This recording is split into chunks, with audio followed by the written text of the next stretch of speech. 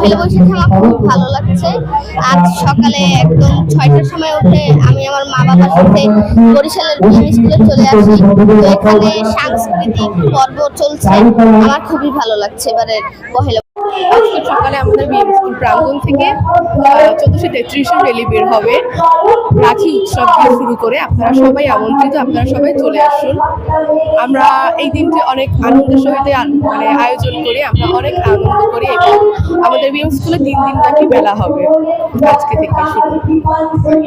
এবছর একটু ভিন্ন ধর্মী, কারণ গত বছর তো পরিস্থিতির কারণে ঠিক মতো আয়োজন করা হয়নি। এবার হচ্ছে গিয়ে ভালো মতো মানে আগে যেভাবে আর কি হইতো সেরকমের আয়োজন করা হয়েছে। সব মিলে আমরা খুব খুশি এবার আছে, কারণ দীর্ঘ 2 বছর পর আমরা আবার বাঙালি ঐতিহ্যটাকে উদযাপন করার মতো সুযোগ পেয়েছি।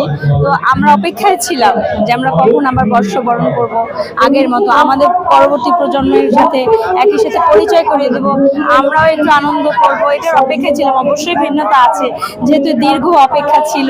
হ্যাঁ, উদযাপন হচ্ছে, ভালো লাগছে, মেলা হচ্ছে, বিভিন্ন জায়গায় শোভাযাত্রা হচ্ছে, আমরা আনন্দিত।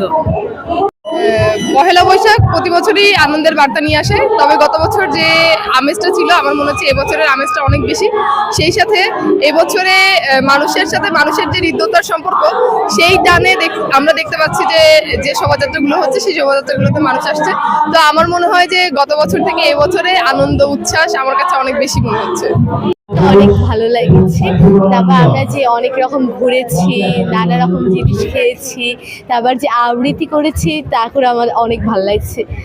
আর যে রাখি পরাবো এর জন্য অনেক করছি যে কাকে এক্সাইটেড বলতে। আমরাও খুব আনন্দ করছি, আর ওরা অনেক কষ্ট করে রিহার্সালও করেছে, এখন অনেক ভালো ভালো প্রোগ্রাম হচ্ছে, দেখতেও ভালো লাগছে। আমরা সবাই আনন্দ করছি, বাচ্চারা বেশি আনন্দ করছে।